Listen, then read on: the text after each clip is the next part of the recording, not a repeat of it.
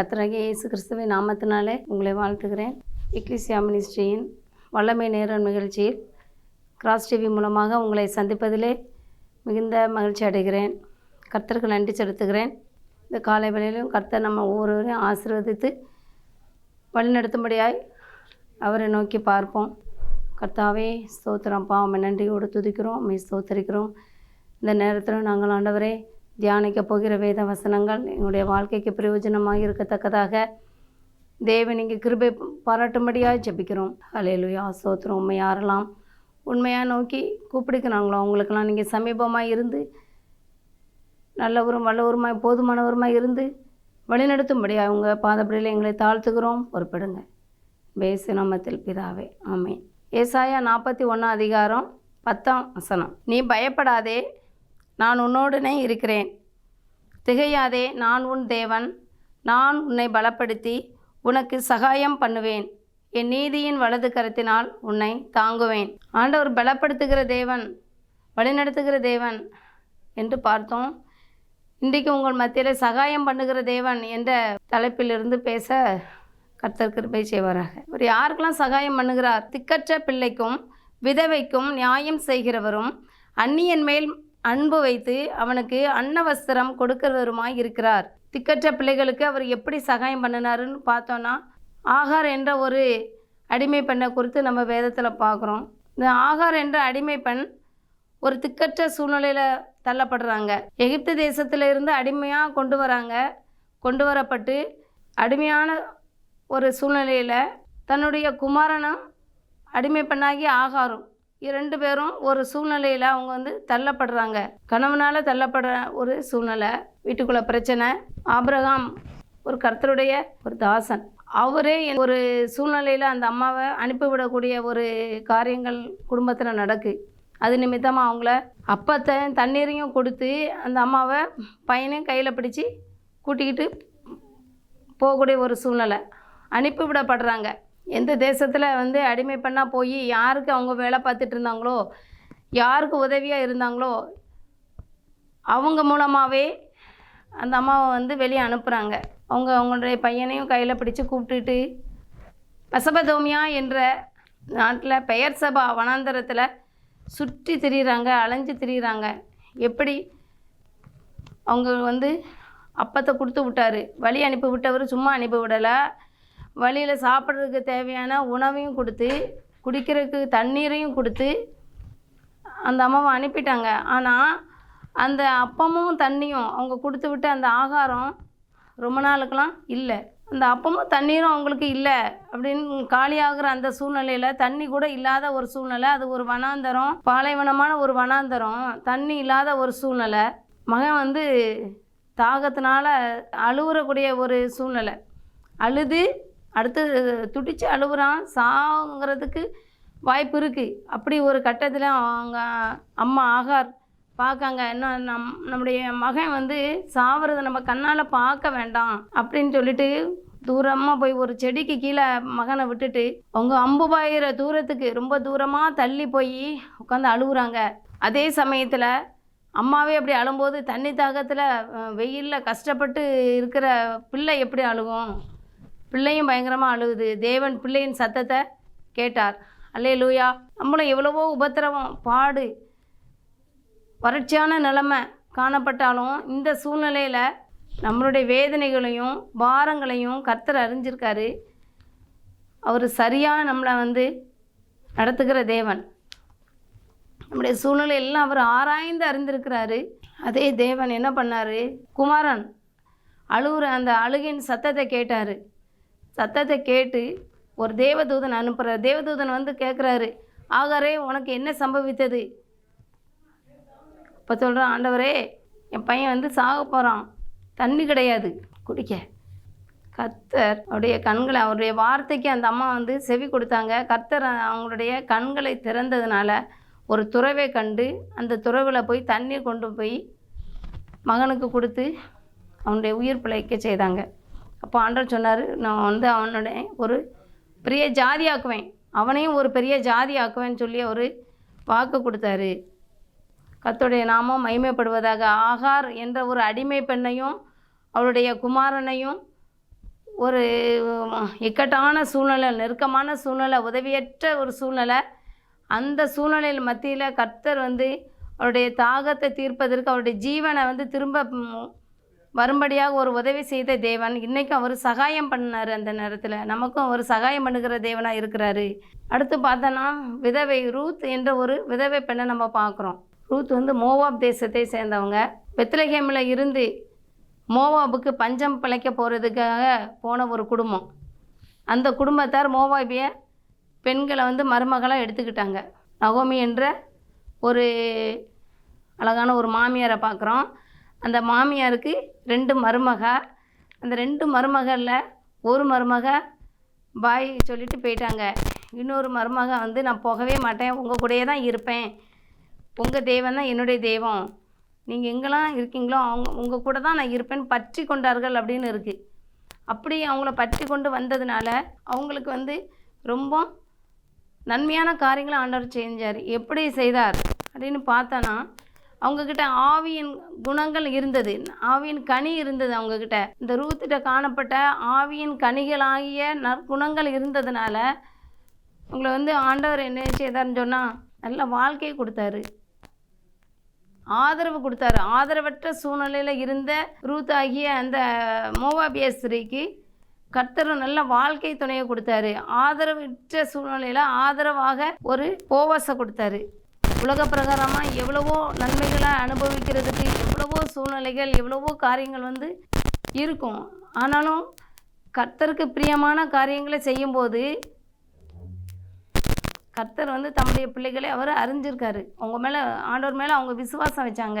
மாமியாரை வந்து நம்பி போனாங்க. இந்த காலத்தில் வந்து மாமியாருக்கும் மருமகளுக்குமே பிடிக்காத ஒரு சூழ்நிலை. நல்ல மாமியாராக இருந்தாங்கன்னா நல்ல மருமக அமைய மாட்டாங்க, நல்ல மருமக அமைஞ்சாங்கன்னா நல்ல மாமியார் அமைய மாட்டாங்க. அப்படி ஒரு காலகட்டத்தில் நம்ம பார்க்குறோம். ஆனால் அந்த காலத்தில் அந்த ஒரு நகோமி என்ற அந்த ஒரு மாமியாருக்கு இந்த ரூத் என்ற மருமகள் வந்து ஒரு நல்ல சாட்சி உள்ள நற்குணசாலியான ஒரு ஸ்திரீயாக இருந்ததுனால அவங்க மாமியாருடைய சொல்லுக்கெல்லாம் கீழ்ப்படிஞ்சாங்க. அதனால் கர்த்தர் ஒரு நல்ல வாழ்க்கையை கொடுத்து அந்த சந்ததியில் இருந்து நம்மெல்லாம் மீட்டெடுக்க, நம்ம வந்து உலக இரட்சகராக தோன்றின இயேசு கிறிஸ்து பிறக்கும்படியாக அந்த சந்ததியில் வந்து ஒரு அனுக்கிரகம் பாராட்டினார் ஆண்டவர். ஹல்லேலூயா. நம்மகிட்ட காணப்படுகிற நற்குணங்கள் எப்படி என்று நாம் சற்று நிதானித்து அறிந்து கொள்வோம். நம்மகிட்ட ஆண்டவர் விரும்புகிற நல்ல குணங்கள் இருக்கா? அன்பாக இருக்காமா, பொறுமையாக இருக்காமா, கீழ்ப்படுதலாக இருக்காமா, சாந்த குணம் நம்மகிட்ட இருக்கா, இச்சை அடக்கம் இருக்கா? இப்படி ஒவ்வொரு காரியங்களாக நம்ம வந்து நம்மை நாமே சோதித்து அறிந்து பார்த்தால் நாம் நியாயந்திருக்கப்படும். அப்போ என்ன குறை ஆண்டவரே என்னிடம் காணப்படுது, என்ன குறை என்கிட்ட இருக்குது, இதனை எப்படி சரிப்படுத்தணும், நீங்கள் உதவி செய்யுங்க. மாம்சம் வந்து பலவீனம் உள்ளது, ஆவி வந்து உற்சாகம் உள்ளது. இல்லை பரிசுத்த ஆவியானவருடைய துணை நமக்கு இல்லைன்னா, பரிசுத்த ஆவியானவருடைய ஆளுகைக்குள்ளே நம்ம இல்லைன்னா சத்துரு வந்து நம்ம ரொம்ப சோதனைக்கு உட்படுத்தி அவனுடைய ஆளுகைக்குள்ளே கொண்டு போயிடுவான். அதுக்கு நம்ம பிசாசுக்கு இடம் கொடாதிருங்கள் என்ற வேத வார்த்தையை நம்ம என்ன செய்யணும்? ஒவ்வொரு நாளும் அதை கடைப்பிடிச்சிட்டே இருக்கணும், அதை சிந்திச்சிட்டே இருக்கணும். கர்த்தருடைய கிருபை நம்ம சூழ்ந்து கொள்ளணும். அப்படின்னா அவருக்கு பிரியமான காரியங்களை நம்ம செய்யணும். கர்த்தரை நம்பி இருக்கிறவனையோ கிருபை சூழ்ந்து கொள்ளும். நம்ம ஒவ்வொரு நாளும் அவரையே நம்பி இருக்கும்போது, அவரையே சார்ந்து கொள்ளும்போது எந்த தீமையான காரியங்களும், எந்த உலக பிரகாரமான பொல்லாத கிரியைகளும் நம்மளை நெருங்காதபடி கர்த்தர் அக்கினி மெதில் இருந்து அவர் நம்மளை பாதுகாப்பார். அதே போல தான் இந்த ரூத் என்ற மோவாபிய ஸ்திரியா இருந்தாலும் இவங்க ஆண்டவர்களை வந்து இஸ்ரவேலின் கர்த்தருடைய அந்த செட்டுகளின் நிலையிலே அடைக்கலமாக அவங்க வந்ததுனால கர்த்தர் அவங்களுக்கு பரிபூர்ண ஆசீர்வாதத்தை அவங்க கொடுத்தாங்க. அடுத்து பார்த்தோன்னா பிள்ளை இல்லாத ஒரு அம்மாவை பார்க்குறோம். அவங்க அந்த வசனமே பிள்ளை இல்லை அப்படின்னு தான் வந்திருக்கு. 1 சாமுவேல் 1ஆம் அதிகாரம் 2ஆம் வசனத்தில் பார்த்தீங்களா, அன்னாளுக்கோ பிள்ளை இல்லை. அதாவது இந்த அன்னாளை வந்து அவங்க கணவர் ரொம்ப நேசித்தாங்க. உலக பிரகாரமான அன்பு அவங்களுக்கு நிறையவே இருந்துச்சு. 2 பங்கு கொடுத்தாங்க. பிள்ளைங்களுக்கு தான் 2 பங்கு கொடுப்போம். ஆனால் இங்கே வந்து அன்னாளுடைய கணவர் வந்து எல்கானா அவர் 2 பங்கு கொடுத்தாரு இந்த அம்மாவுக்கு. அப்படி ஒரு பாசமாக அன்பாக இருக்கிற ஒரு சூழ்நிலையில் இருந்த அந்த குடும்பம். ஆனால் அவங்களுக்கு அன்னாளுக்கோ பிள்ளை இல்லை. அன்னாளுக்கு பிறக்க போகிற அந்த பிள்ளை சாமுவேல் தீர்க்கதரிசி. அவர் ஒரு பெரிய தீர்க்கதரிசி ஆவார் அப்படின்னு சொல்லி அந்த அம்மாவுக்கு தெரியாது. ஆனால் கர்த்தர் சில காரியங்கள் இவ்வளோ ஒரு பெரிய தீர்க்கதரிசி இந்த அம்மா மூலமாக வெளிப்பட போகிறாரு அப்படின்னு சொல்லி அவருடைய சித்தம் அவர் மூலமாக நிறைவேறணும் அப்படின்னு இருக்கிற அந்த சூழ்நிலையில் வசனம் சொன்னது போல் அவங்கள புடமிடுவதற்காக சில காரியங்களை கர்த்தர் அனுமதிக்கிறாரு. சில தாமதங்களை பார்த்தோன்னா அதில் கர்த்தர் அந்த அம்மாவுடைய கர்ப்பத்தை அடைத்திருந்தார் என்று பார்க்குறோம். ஏன் அப்படின்னா அவருடைய சித்தம் அதில் நிறைவேறணும். சில தாமதங்கள் வருது, சில கஷ்டங்கள் வருது, பாடுகள் வருது. அதன் வழியாக நம்ம கடந்து போகிறோம் அப்படின்னா அதை தாங்கிறதுக்கு முடியலை, இவ்வளோ பாடா அப்படின்னு சொல்லி நினச்சோம் அப்படின்னா கிடையவே கிடையாது. அந்த பாடுக்கு பின்னால் ஒரு நல்ல ஒரு பலன் உண்டு. கர்த்தர் ஒரு நன்மையான காரியங்களை வச்சுருப்பார். அதுக்கு முன்னால் சில பாதைகளை நம்ம கடந்து வந்து தான் ஆகணும். அதே போல் இந்த அன்னாள் அம்மாவுக்கு பிள்ளை இல்லை, ரொம்ப வேதனையான சூழ்நிலை. அவங்க என்ன பண்ணுறாங்க, இந்த உலக அன்புக்குள்ளேயே இருந்தவங்க ஆலயத்துக்கு போய் ஆலயத்தில் மண்டிக்கிட்டு அவங்க ஜெபம் பண்ணுறாங்க. ஜெபம் பண்ண ஆண்டவரோடு பேசுகிறாங்க, உறவாடுறாங்க, தேவனோடு அவங்க உறவு கொள்கிறாங்க. ஆண்டவரே, என் நிலமை இப்படி, என் கஷ்டம் இப்படி, என் பாடு இப்படி, எனக்கு பிள்ளை இல்லை, இது நிமித்தமாக நான் இவ்வளோ நிந்தியை சகிக்கிறேன், அவமானத்தை சகிக்கிறேன் அப்படின்னு சொல்லி அந்த அம்மா தேவனுடைய சமூகத்தில் போய் முறையிடுறாங்க. ஆசாரியன் பார்க்குறாரு, என்னம்மா, என்ன குடிச்சிட்டு நீ புலம்பிகிட்டு இருக்கியா, நீ மது எதுவும் அருந்திருக்கியா, நீ ஏன் எவ்வளோ நேரம் நீ புலம்பிகிட்டே இருக்க? இப்போ சொல்கிறாங்க, ஐயா நான் மதுலாம் அருந்தலை, நான் மன கிளேசமுள்ள ஸ்திரீ, ரொம்ப மன அங்கலாய்ப்போட வேதனையோடு ஆண்டோடைய சமூகத்தில் முழுசாக இருதயத்தை அவங்க ஊற்றி விட்டார்கள் அப்படின்ருக்கு. இருதயத்தை ஊற்றி அவங்க ஜெபம் பண்ணாங்க. முழுமையாக, முழு பலத்தோடும், முழு ஆத்மாவோடும், முழு மனதோடும் தேவனாகிய கர்த்தரிடத்தில் அன்பு கூறுன்னு சொல்லி நமக்கு முதலாவது கற்பனையாக கர்த்தர் கொடுத்துருக்காரு. அப்போ இந்த கற்பனைகளின் வழியாக நம்ம என்ன செய்யணும், கடந்து போகணும். அதே போல் இந்த அம்மா எப்போ அந்த கற்பனைகளை கை கொண்டாங்களோ அப்போ அவங்களுடைய கற்பம் திறக்கப்பட்டது. கர்த்தர் ஆசீர்வாதத்தை கொடுத்தாரு, ஒரு சாமுவேல் தீர்க்கதரிசியை கொடுத்தாரு. சாமுவேல் தீர்க்கதரிசி மூலமாக இன்றைக்கி தீர்க்கதரிசிகளை உருவாக்கும், ஒரு ராஜாக்களை அபிஷேகம் பண்ணவும் சாமுவேல் தீர்க்கதரிசியை ஒரு பாத்திரமாக கர்த்தர் பயன்படுத்தினார். ஹல்லேலூயா. கடன் தொல்லைனால் கஷ்டப்படுற அநேகரை நம்ம பார்க்குறோம். தீர்க்கதரிசனுடைய மனைவி அப்படின்னு கொடுக்கப்பட்டிருக்கு 2 ராஜாக்கள் 4ஆம் அதிகாரம் 1ஆம் வசனத்தில். அவங்களுக்கு 2 குமாரர். கடன் கொடுத்தவங்க அவங்க தீர்க்கதரிசியின் புத்திர மனைவி, அவங்களுடைய கணவன் இறந்துட்டாங்க. இந்த அம்மா 2 குமாரரை வச்சுட்டு இருக்காங்க.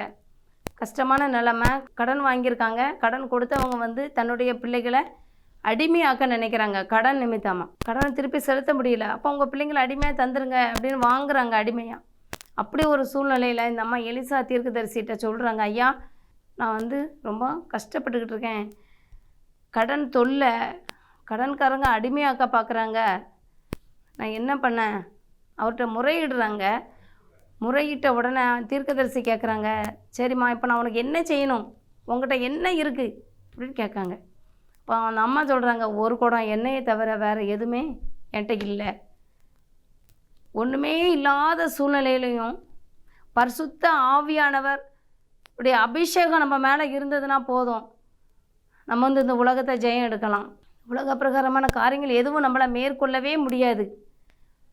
இந்த ஒரு குடம் எண்ணெய் மாத்திரம் தான் அந்த அம்மாட்ட இருந்துச்சு. உடனே பக்கத்தில் எல்லாத்தையும் போய் அயலார் இடத்துட்ட போய் பாத்திரத்தை வாங்கி உள்ளே வை, வீட்டை கதவை பூட்டு, அது எல்லாத்தையும் என்ன செய்ய, அந்த எண்ணெயை அதில் ஊற்று, எல்லா பாத்திரங்களையும் ஊற்றுறாங்க. ஊற்றுனா எல்லா பாத்திரமும் நிறைஞ்சிட்டு வேறு பாத்திரம் இல்லை ஊற்றுறதுக்கு. அந்த அளவுக்கு எண்ணெயினால் நிறைச்சாச்சு எல்லா பாத்திரத்தையும். இப்போ போய் ஐயா வேறு பாத்திரம் இல்லை, ஸ்டாப் பண்ணிட்டாங்க. அந்த ஆசீர்வாதம், அந்த நிறைவு, அந்த நிரம்பின அந்த எண்ணெயை வச்சு எல்லாருக்கும் விற்று அந்த கடனை அடைக்க முடியாத கர்த்தர் கிருபை செஞ்சார். யார் மூலமாக? எலிசா தீர்க்கதரிசியின் மூலமாக. கர்த்தருடைய நாமம் மகிமைப்படுவதாக. குறைவுகளை நிறைவாக்குகிற தேவன், இல்லாமையில் இருந்து உருவாக்குகிற தேவன், அவர் இருக்கிறவராகவே இருக்கிறவர், இன்றைக்கும் ஜீவிக்கிறவர். என்னுடைய வாழ்க்கையில் எவ்வளவோ பாடுகள், வேதனைகள், சோதனைகள், நிந்தைகள், அவமானங்கள் எல்லாவற்றின் மத்தியிலும் ஆதரவற்ற நிலைமை, திக்கற்ற நிலைமை, பிள்ளை இல்லாத ஒரு சூழ்நிலை, கடன் பிரச்சனையினால், வியாதினால், வேதனையினால் கஷ்டப்படுகிற ஒவ்வொரு சூழ்நிலை, இப்போ எல்லாவற்றின் மத்தியிலும் கர்த்தரை நோக்கி பார்த்தனா, உண்மையாய் அவரை நோக்கி பார்க்கிற ஒருவருடைய முகமும் வெட்கப்பட்டே போகாது. அவருடைய முகத்தை நம்ம மேலே பிரகாசிக்க பண்ணுகிற தேவன். அவரை நோக்கி பார்ப்போம். கர்த்தாவே, பரிசுத்த ஆவியானவரே, மெய் துதிக்கிறோம், மெய் ஸ்தோத்தரிக்கிறோம்ப்பா. இந்த நேரத்திலும் கூட நீங்கள் சகாயம் பண்ணுகிற தேவன். ஆதரவற்ற நிலைமையில் நீங்கள் சகாயம் பண்ணுகிற தேவன். திக்கற்றவர்களுக்கு சகாயம் பண்ணுகிற தேவன். ஆண்டவரே, ஒரு ஆகாருக்கு ஆண்டவரே நீங்கள் சகாயம் பண்ணினீங்க. ஒரு அண்ணாளுக்கு நீங்கள் சகாயம் பண்ணினீங்க. ரூத்துக்கு சகாயம் பண்ணினீங்கப்பா. நன்றியோடு துதிக்கிறோம், மெய் ஸ்தோத்தரிக்கிறோம்ப்பா. சோத்திரம், சோத்திரம், சோத்திரம். தீர்க்கதரிசியின் மனைவியாகி ஆண்டவரே, இந்த சகோதரிக்கு நீங்கள் அற்புதத்தை செய்து கடன் பார்த்திருந்த விடுதலையை கொடுத்தீங்க தேவனே. அப்படிப்பட்ட தேவன் ஆண்டவரே, இன்றைக்கு எங்கள் மத்தியில் ஜீவிக்கிறவராக, அசைவாடுகிறவராக, ஆளுகை செய்கிறவராக, வழிநடத்துகிறவராக, பலப்படுத்துகிறவராக இருக்கிற கிருபைகளுக்காக நன்றி செலுத்துகிறோம்.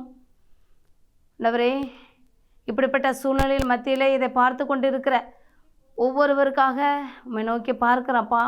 யாரெல்லாம் அந்த சூழ்நிலைகள் வழியாக, இந்த கலக்கங்கள், துக்கங்கள், மனவேதனைகள் வழியாக கடந்து சென்று கொண்டு இருக்கிறார்களோ, எனக்கு யாருமே உதவி செய்யலை என்று யாரெல்லாம் ஆண்டவரே கலங்கி கொண்டு இருக்கிறாங்களோ, அவங்களுக்கெல்லாம் நீங்கள் சகாயராக இருந்து வழிநடத்தும்படியாக ஜெபிக்கிறேன்.